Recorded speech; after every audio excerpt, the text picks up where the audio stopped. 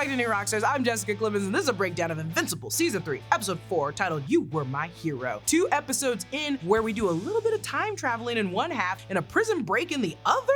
What the hell's going on? Plus, we learn about one of the biggest secrets that the Viltrumites have been keeping from the rest of the galaxy. But first, make sure to check out nerdride.shop, where you can find the latest and greatest in New Rockstars merch. We got so many options over there. Go check it out. It's the best way to support the channel. But right now, I gotta get into this breakdown, so let's do it. We open on Rex, Splode, and Shrinking Rae doing a little bit of grocery shopping, and they are very much out of their element. Rex stuffs some crunchies in his mouth, and he better be planning on paying for those, although I guess anything you finish before leaving the store is actually free. I don't know if that's true or not. This is definitely Gina wants to steal things. Rae has a list, and in her shopping basket, she's got some pasta, a can of something, cheese, and the thing that they don't know if it's a zucchini or a cucumber because they're a bunch of idiots. I say zucchini based on the stock, but clearly neither of them does this very often. This scene really makes it clear that most of these superheroes didn't get a normal family upbringing like Mark did. Rex doesn't know what dairy products even are, and by focusing on becoming heroes, they've missed out on the important moments in their life that would make them, just functional members of society. Rae just wants a normal life for once, especially considering she almost died when she was crushed in Komodo Dragon's throat last season. So she just wants to do a thing that regular people do. Go grocery shopping, make dinner for her and her friends, and then eat that dinner.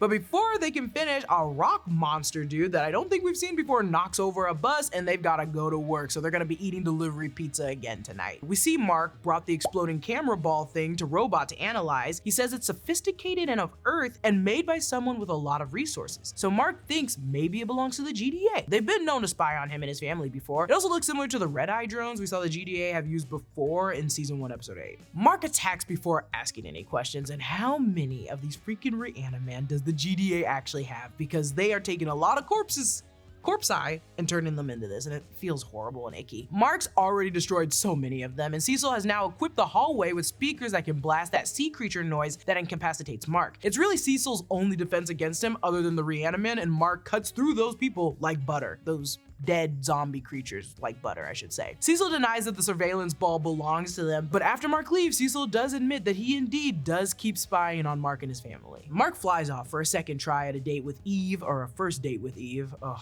A second first date, who would have thought? His phone background is the seance dog. And Mark meets Eve at Cafe Bistro by the Eiffel Tower for a date. And the name is hilarious because a cafe and a bistro are two different generic names for eateries. This is like naming a place restaurant bar. Also, I forgot Eve could fly, and that makes sense how they both ended up in Paris that quickly. This is the date they rescheduled after the last one got interrupted because there's always some disaster or another thing distracting them. Also, Mark's acting like Nolan by having a date in a different country. Nolan and Debbie used to do this all the time, and now Eve and Mark are doing it. The future twins Dropkick in purple and Fightmaster in orange crash the date by opening a future portal next to Mark and Amber's table. They want Mark to help them overthrow their king, and he refuses, so they grab him and just kidnap him into the future. At one point, Mark, from after the upcoming fight, portals in and grabs his own date clothes, and he recognizes that he looks sad, and spoilers, by the end of the episode, it's kind of morbid why he looks so sad. The twins explain that their world is super messed up because the king of Earth basically went dictator crazy. There were centuries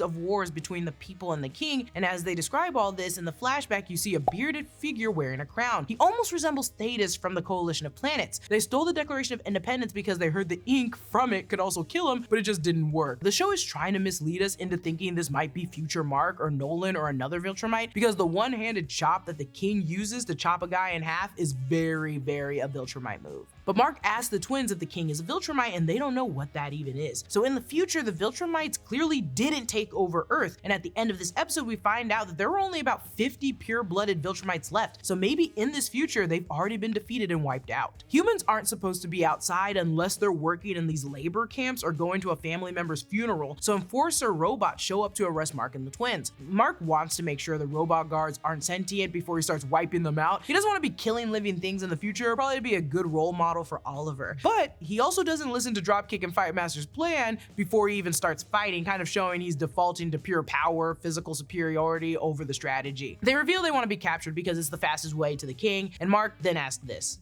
Also, what's the king's name? More robots then interrupt before the twins can answer because the show wants that sweet, sweet, sweet late reveal, baby. These futuristic handcuff things were very similar to the ones the Viltrumites use on Alan and Nolan. Not exactly the same, but they could definitely be an advanced form of tech, more misdirection that the king could be a Viltrumite. And I love this reveal. It's not Mark's dad or some future version of Mark, but the Immortal who rules over Earth, which is hilarious because it's been established that the Immortal is also Abraham Lincoln, and this dude is now creating slave camps, which is decidedly un-Lincoln of him. Also, the rumor that he could be killed by the ink from the Declaration of Independence probably was some twisted game of telephone because he's a former US president. Omni-Man took out the Immortal in the pilot episode, so theoretically Mark can be even stronger here and take him out as well. The Invincible logo this time is white on red, then Zap switches to yellow on blue, then white on gray. We learn from the Immortal that at some point Mark got sick with something but found a cure, and in the future he's much bigger and stronger. Mark was also then put in charge of Earth but left with his family and left Immortal in charge for some unspecified reason. Lots of information is thrown out here, but no reason why behind any of it. The Immortal's been alive for so long and been married to so many women that he can't even remember Kate at this point, who in Mark's time he just got engaged to. He does remember the red-haired woman Mark was with, who Mark assumes was Eve. We don't know how long Eve would live for. She might just have an average lifespan, or maybe her powers extend her life. It could also be a totally different red-haired woman he's talking about here. So when the Immortal says Mark left with his family, they probably didn't include Debbie, as she probably wouldn't have been alive by this time, but it could have included Oliver as well as Eve if she lived that long, and any kids Mark may have had with Eve or someone else. Since Mark has Viltrumite DNA, his offspring would probably have extended lifespans as well. Thank you for BetterHelp for sponsoring this video. There's a lot going on right now. Politics can generate a lot of anxiety, uncertainty, and unease about your place in the world. Rather than getting overwhelmed by these super normal reactions to current affairs, try using BetterHelp to talk to a therapist instead. BetterHelp has made starting therapy as easy as taking a quiz. Just fill out the questionnaire and you will be matched with a therapist in as little as a couple of days. If the first therapist doesn't feel like the right fit for you, you can easily switch to another one until you find someone you resonate with.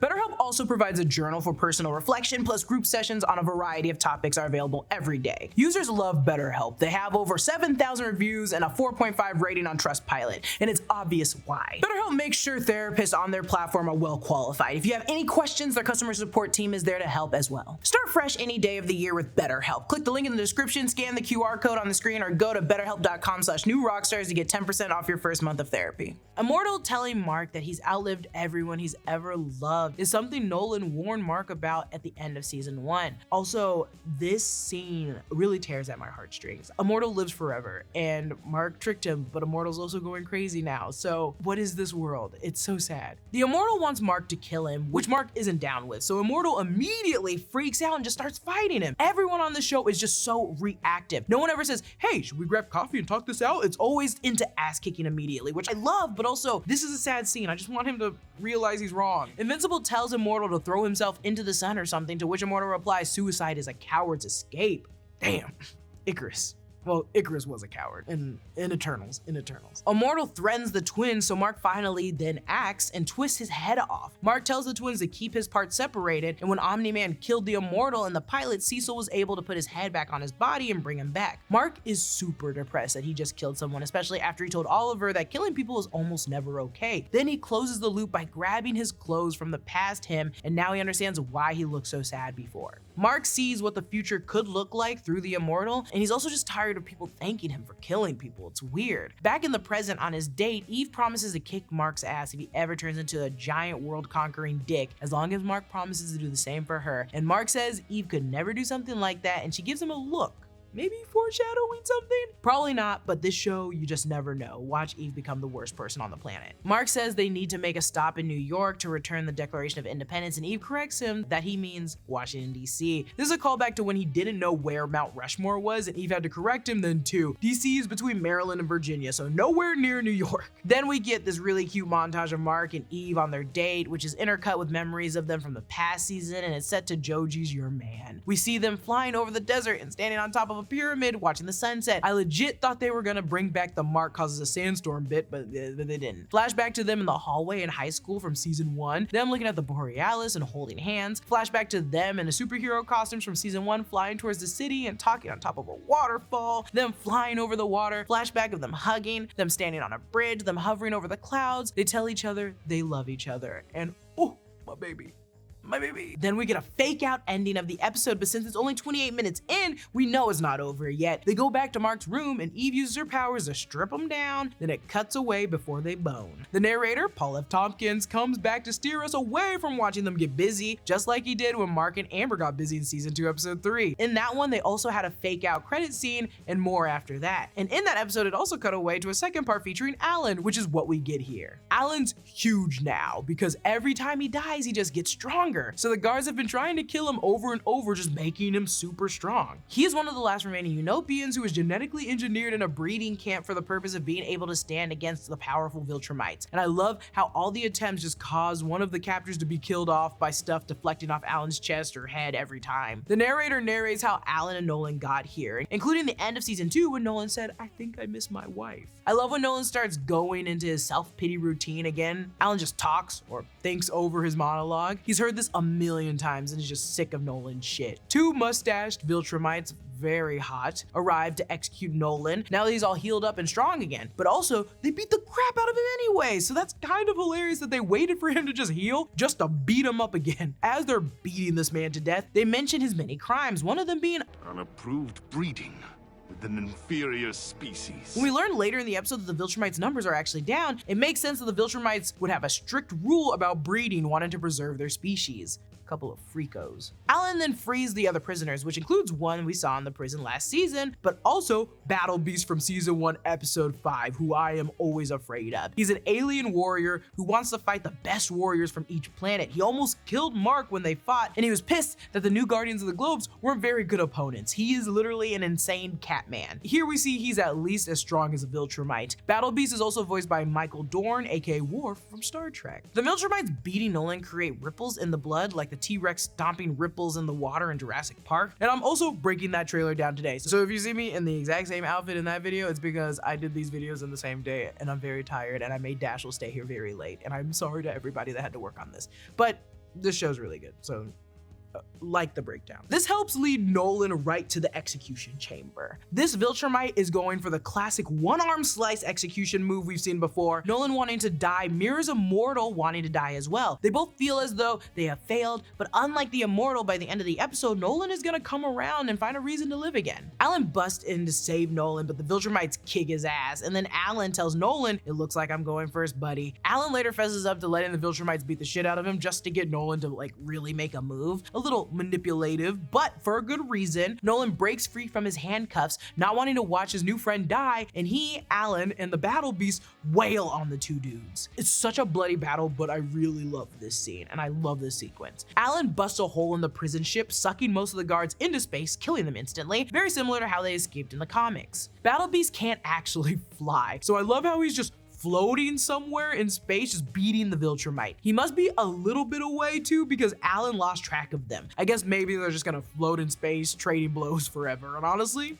for the best. Nolan and Alan finish off the Viltrumites together by each punching his head in and bursting it, which I don't think I can show here. But again, is a really good sequence. Nolan says that no one is going to come to investigate the prison break and spills the big secret about how few Viltrumites there really are. Fewer than 50 pure-blooded Viltrumites left. Nolan says this is why they can beat them, and he's finally on board to help. But I don't like how he treated Debbie, so if I see his ass on Earth trying to win her back,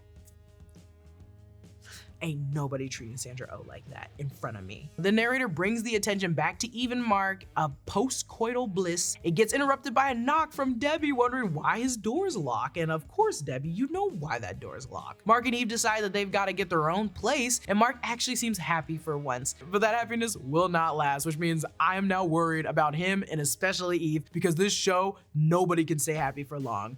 And that's it for my breakdown on episode 4 of Invincible. Comment down below your thoughts. I'd love to thank Gina Ippolito and Brandon Barrick for writing this episode because I was busy doing Jurassic World Rebirth. And let me tell you, finding a bunch of mutant dinosaurs is really hard, but I do really love this episode of Invincible. This is my favorite episode so far in the season. Follow me, follow them at Lulu_Clemons. Gina, you can find Gina online. You can find Brandon online. I can't remember their handles, and I'm so sorry. I'll put it actually right here. There you go. Thanks, post. Subscribe to all 3 channels in the new Rockstars network for breakdowns and news coverage of everything you love. Thanks for watching. I'll see you guys next week.